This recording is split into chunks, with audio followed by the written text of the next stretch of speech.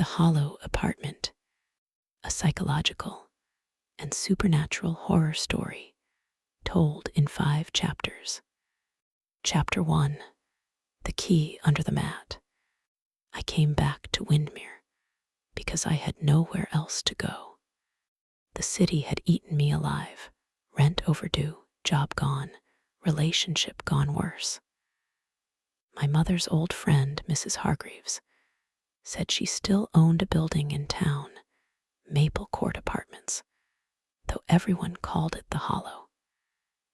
You can stay there, she told me over the phone.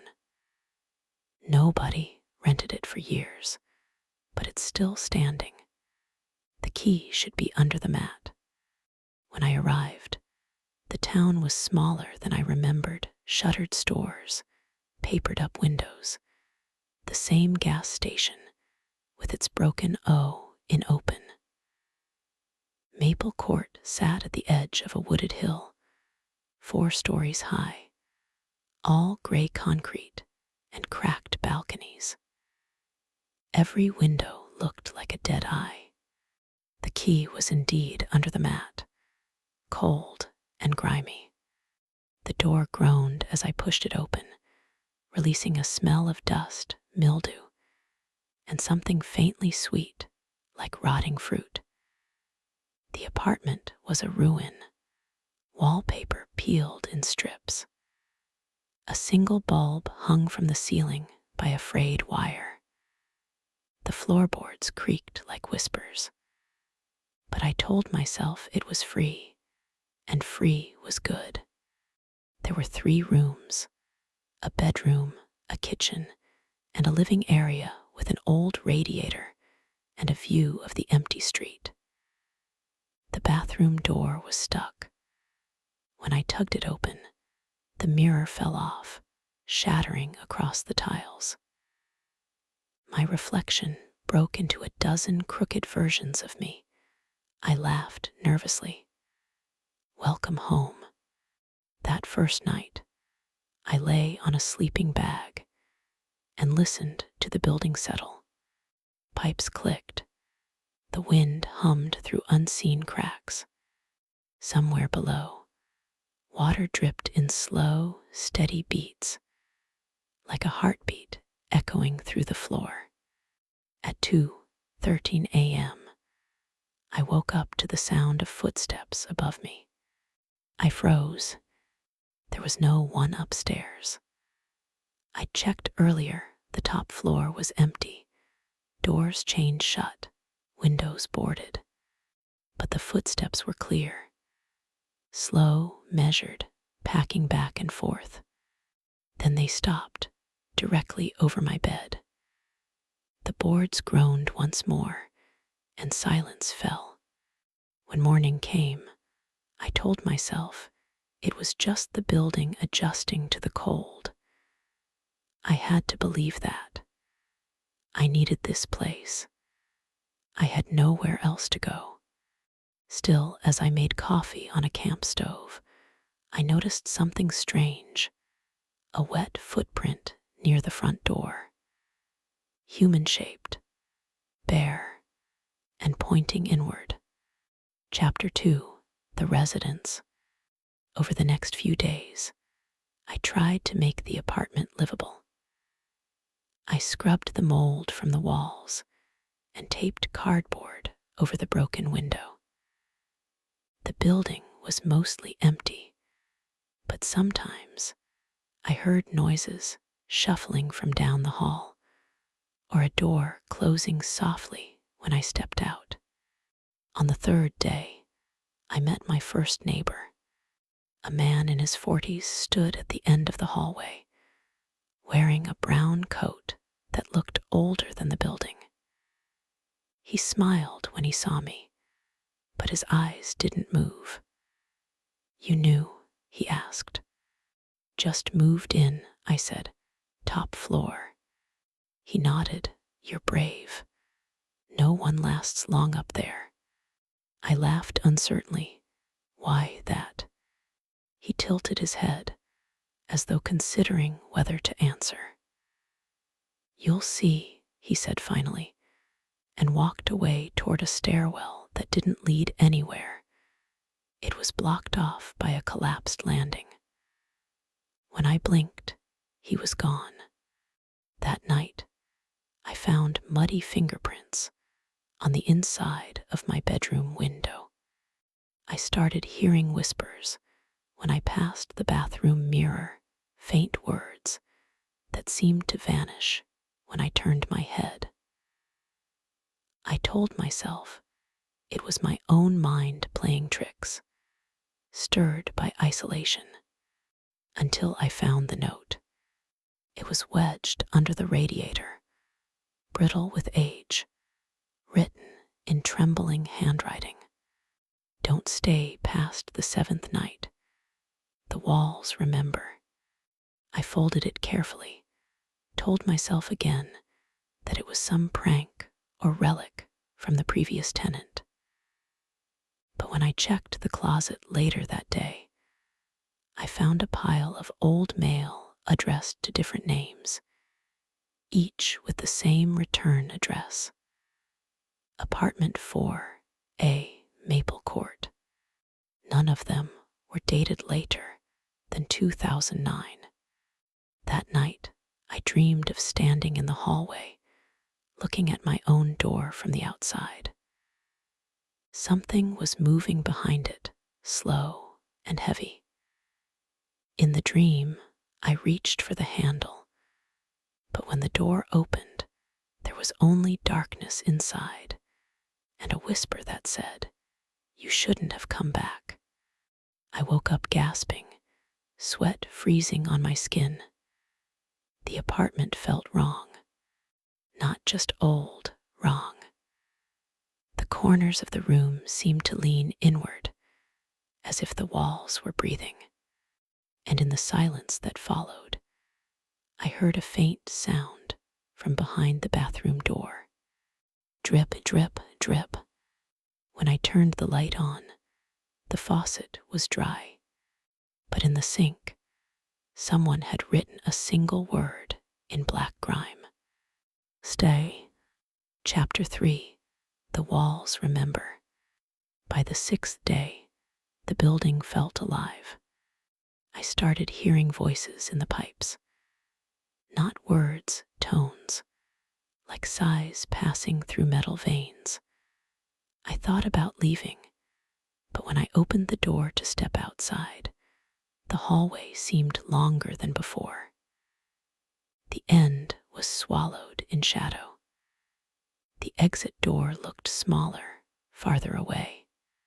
That's when I started recording things on my phone, just to prove to myself it wasn't all in my head. But every video came out wrong. The sound warped. The light flickered in patterns I didn't remember seeing. Once, while replaying a clip of the hallway, I saw something impossible. A figure standing beside me, face turned toward the camera. Pale, smiling. There was no one there when I filmed it. On the 7th day, I woke up to find the man in the brown coat sitting at my table. He wasn't breathing. His eyes were half open, staring through me. His mouth moved, but the voice that came out didn't match his lips. "You shouldn't have come back, Michael." I froze. "How do you know my name?" He smiled. His teeth were black with rot. "You used to live here." That couldn't be true. I'd never been to Windmere since I was a kid, and certainly never in this building. Then he said, "You were the one who left the door open." When I blinked, he was gone, chair empty, coffee cup still trembling on the table. That night, I tore through every drawer, every vent, every inch of the apartment, desperate to find an explanation. Behind the fridge, I found a hole in the wall, stuffed with papers. Rent receipts, letters, photos, all of them featuring people I'd never seen, all labeled 4A. At the bottom of the pile, one photo made my hands shake. It showed me younger, thinner, standing in front of Maple Court with a moving box. Date: June 18, 2009. Chapter 4: The Seventh Night. The power went out that evening. The entire building sank into blackness. My phone battery was low, the flashlight weak. Every sound was magnified: the creak of floorboards, the sigh of wind through the vents. And then came the footsteps again, heavier this time, moving down the hall toward my door. I backed away, gripping a kitchen knife. The door rattled once, twice, then went still. Silence, then a knock. 3 slow knocks. I didn't answer. After a long pause, a voice spoke through the wood.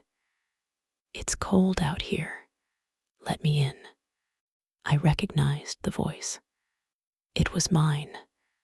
I dropped the knife. My heart thudded so loud, I thought the thing outside could hear it. The doorknob turned slowly. I pressed my back to the opposite wall, unable to breathe. Then it stopped. When I finally dared to open the door, the hallway was empty, but the walls were covered in handprints, smeared black as soot, trailing from one end to the other. Every print was the same size as mine. I ran down the stairs, through the lobby, toward the exit, but the front doors were gone. In their place was a solid wall, smooth and cold. The lobby twisted behind me, stretching, folding in on itself.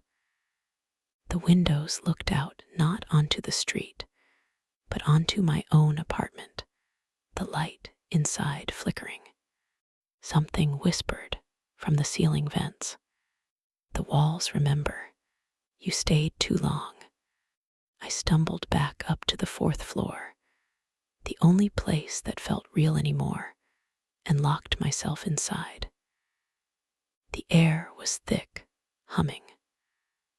The walls pulsed with faint light, like veins under skin. And when I turned toward the mirror in the bathroom, I saw someone standing behind me. Me, but not me. His eyes were hollow, his skin pale as paper. He smiled. "You left the door open," he said again, and stepped forward. Chapter 5: The Survivor's Twist. When I woke, sunlight poured through the window. The apartment looked clean. New wallpaper, bright curtains, a vase of flowers on the table. For a moment, I thought it had all been a nightmare. But when I stepped outside, the hallway was different, freshly painted, lights humming softly. Voices drifted from nearby apartments. Laughter, life. A woman in her 30s stepped out of 4B, smiling. "Morning," she said. "You must be the new tenant." I blinked, new. She laughed. "Yeah, the landlord said someone finally moved into 4A. It's been empty for years." My mouth went dry. "Who's the landlord?" I asked. "Mrs. Hargreaves, I think. She doesn't come around much anymore." "Not since the accident." "What accident?" The woman frowned. "Didn't you hear? Some guy used to live in 4A years ago. They say she hesitated. Well, no one really knows what happened. He just disappeared." I felt the walls closing in again, the air thick with that old sweetness. I turned the doorknob and looked back For an instant, everything flickered: old wallpaper, cracked paint, dark stains on the floor. And in the window reflection, someone was standing behind me, smiling. Me, the other me. Then the light shifted back, and the illusion was gone. But I remembered now. I hadn't come back to Windmere to start over. I'd come back because part of me had never left. The night I first stayed in Maple Court in 2009, I'd gone mad, vanished, been absorbed into whatever hunger lived inside those walls. And somehow, the building had let me out again. Or maybe it had only made a copy, a hollow version of me, wandering free, while the real one still waited behind the mirror. That night, as I lay in bed, I heard a faint dripping sound from the bathroom. Drip, drip, drip. When I got up to check, the mirror was fogged with condensation, though the air was cold. And written in the glass, with a trembling fingertip, were 4 words: "Welcome home, Michael." The light flickered once, and the walls began to breathe again.